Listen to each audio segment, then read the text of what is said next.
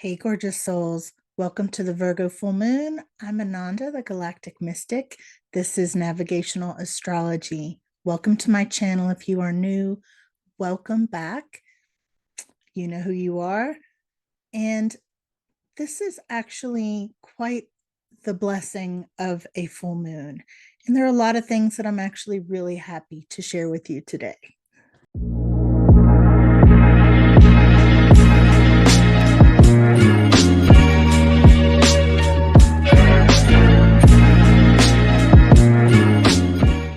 And with this full moon in our mutable earth sign, Virgo,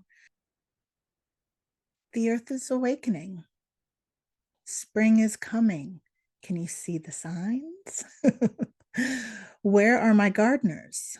Interesting fact, I'm a second generation master gardener, and I've always been a person who planted by the moon. And it's interesting to note that, in astrology, we associate all of the earth signs with fertility, and we really associate Virgo with fertility. However, according to the lore around planting with the moon, Virgo is considered a barren sign and a sign that you really don't want to do any kind of planting when the moon is in Virgo. Isn't that interesting?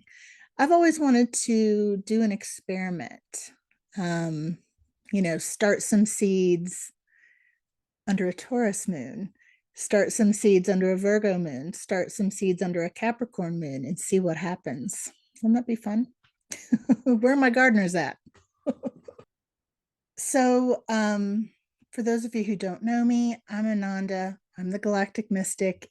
I have been practicing and studying astrology for over 30 years, have been serving private clients, students, and mentees for the past 6 years all over the world. And I'm really grateful for you to spend some of your time with me today. There are a lot of things tugging at our attention right now, and just know that I'm giving you a heart hug, and I hope that you're doing really, really well today. And honestly, it's okay if you're not doing really well. Go ahead if you want to share how you're doing in the comments. I would love to know. So, welcome to our Virgo full moon of 2024. She is lighting up the degree of 5 degrees and 23 minutes, and I will bring up the chart in a moment. And if you stay to the end, I will also give you 2 degrees, one in Gemini and one in Pisces, that could be very special for specific reasons if you have these in your chart. So stick with me and check that out. So this full moon, she is opposing her ruler Mercury as well as Big Daddy Saturn, and she's blessing us with a trine to Jupiter. And she is opposing my dear friend and ally, fixed star Deneb Adige, in the Cygnus constellation. This star is the tail of the swan, that is the royal swan, known as Cygnus. One of my favorite stars. I nerd hard about this star, and every time this star is prominent in a full or new moon, I always think that I need to do a standalone video just on this star. What do you think? If you think I should do that, let me know. If you would be interested in that, let me know. So I think that we can all agree that there's a sense of dramatic events on the horizon, and particularly with eclipse season around the corner and the Jupiter-Uranus conjunction in Taurus, which only happens every 11 years. That's pretty rare. Of course, it hasn't happened in Taurus in a long time. So we can feel this build. And, with all of the planets direct right now, it really feels like we are charging forward to like a cliff or a precipice at a really fast speed. And I even feel that a little bit in my personal life. Just everything is so busy.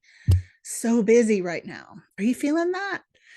And it's as if we can sense that there's this something coming, right? And while we can't say for sure what that's going to be, we can rest in this moment, this Virgo full moon, and allow ourselves to focus on service and humility. Now, this degree of Virgo in particular, has a certain love for the themes of refuge, shelter, universal love, and protection. And if we were to look at some of the various degree interpretations, we see and hear such imagery as talismans buried here and there along the road so that travelers will be protected. I love that. That's the Omega symbol. And maybe you're familiar with Sabian symbols, but they're actually a lot more than just Sabian symbols, and some of them are just gorgeous. So this is the Omega symbol. Talismans buried here and there along a road so that travelers will be protected. I love that, particularly because the travelers probably don't know that those protective talismans were buried, and the people who buried it didn't bury them for accolades, for attention, for praise. It's like this humble service out of pure love. And that's what we're talking about here. That's what we're talking about. The Chandra symbol, I love Chandra symbols. They're some of my favorite. The Chandra symbol for this degree is quite beautiful. It's a banyan tree that creates an entire forest. Have you ever seen a huge banyan tree? They are like a castle. And this imagery very much reminds me of a home or even a community. It's one being, one tree that becomes this incredible forest almost. I love that. And then another one, a window is opened, which allows a bird to escape to freedom. That's the Azoth symbol. I love that one as well because it has a little bit of a different energy, doesn't it? It's granting freedom to someone or something in captivity. In addition to just that sort of feeling of what's coming, we've had so much solar flare activity. I've lost count. It's just been, oh my gosh, the past couple of days, it's been nonstop. And a lot of these solar flares have been X flares, which is the highest level. And they have been even high level X flares. So this is a lot of energy to contend with. And when this type of space weather is coming down the pike, it challenges us by expanding our consciousness. And that can look like a lot of things. We can find ourselves tapping into cosmic wisdom streams while also being challenged with an expanded view of what is happening here and now, seeing more of it, becoming more aware of it. And I'm just going to add, may we remember that if there is such a thing as mastery of this realm, it must include what is here now. So these oppositions of Mercury and Saturn amplify this full moon by asking us to face and reckon with or release some of our stuck ways of thinking, as well as taking ownership of our experience. Now, Virgo energy is a blessing. She gets a bad rap, but this is blessing energy. There's no mistake. Make no qualms about it. She helps us see what is and what could be at the same time. She has dual vision, and she helps us have that when she's in the room. And the trouble comes in with the discomfort of that space in between what is and what could be, and what we do with that discomfort. Do we turn that inward in self-criticism? We get that voice going, that self-critic. I name mine. Her name is Samantha. And sometimes I tell her to shut up and no one asked her. Other times I'm like, seriously, Samantha, what do you think? What do you have to say about this? I definitely recommend giving that voice a name, because then you can have conversations with them and everybody can look at us, you know, like we're on another planet when we're having conversations with ourselves, right? So the real thing about Virgo is that it isn't perfection. It isn't that we have to hurry up and get to that vision of what could be. Really, all Virgo needs is a plan and baby steps and a willingness to take that journey to that far vision. Saturn asks us to contend with the issue of time in that regard, the space in between the planting and the harvest, which is what we're talking about here. So another thing that is really loud in this full moon is love and relationships, because Virgo is where we learn how to be in relationship with others. This is how we learn about the care and feeding of our partner and the care and feeding of ourselves in partnership. Both have to be in the room. Like we can't step into the realm of Libra relationships very well unless we have engaged with Virgo's lessons of discipleship, service, doing our work, growing, and exploring what humility means for us. What does humility mean for you? Virgo is also one of the most, if not the most, psychic of all the zodiac signs. The energy of Virgo is psychic AF. And so this is a great full moon, and I mean great. And I haven't made moon water in a long time. This is a really good full moon to make moon water, because the moon water made now would be wonderful for scrying, purifying, blessing, and protecting. So finally, let's talk about my good friend Deneb Adige, tail of the royal swan, sometimes called the Southern Cross, but seen as various birds throughout cultures all over the world. Deneb Adige is the 19th brightest star in the sky, and is the brightest star is Alpha Cygni in Cygnus, the swan. The mythology associated with the cowherd and the weaver girl legend, which is a really beautiful legend. I won't go through the whole thing here, but it's very romantic. The swan is, in classical myth, is often represented, often a representation of the goddess Venus and her attributes of love and beauty. There's also a Jupiter influence here, which is nice because we have this trine with Jupiter. In the myth where Helen of Troy was conceived, Jupiter turned himself into a swan in order to impregnate the mortal woman Leda. And then Helen of Troy, the most beautiful woman in the world, the most beautiful woman on earth, was conceived. Deneb Adige really has been sacred to ancient humans all over the world for all of time, and has even been used as a type of astronomical timekeeper because of its relationship with the horizon in certain places. There are many, many ancient structures aligned to this star, and it has just always been associated with love, prosperity, benevolence, magic, and swans were sacred to the Druids, to the ancient Irish people. The Irish gods, the Tuatha De Danann, were called the white swans of the wilderness.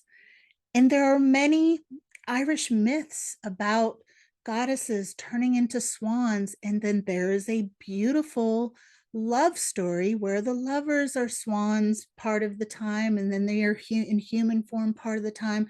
So we have this beautiful blessing of a full moon, y'all. I'm telling you, let's look at the chart. Okay, here's our chart. We have our Virgo full moon on February 24th, 2024. It's happening at 7:30 in the morning Eastern time. Here is our full moon at 5 degrees and 23 minutes.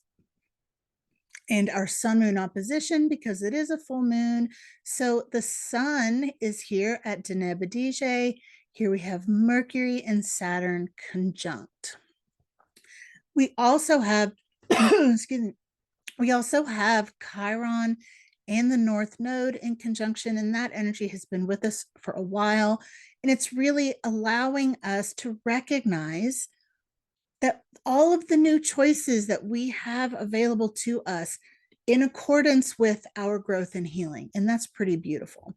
I also want to mention what we have going on over here.